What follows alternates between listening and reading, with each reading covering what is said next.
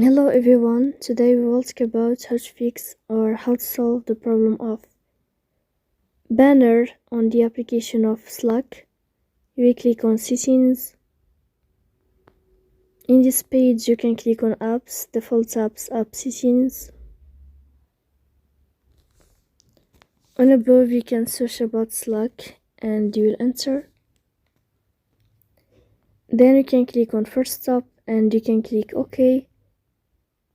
After that you'll enter to the window of storage. Here you can click clear cache. Don't click clear data because that can cause the error that can delete your account. In the end you can turn off your Wi-Fi and you can turn on your Wi-Fi again. So please don't forget to support us by like and subscribe. See you next time.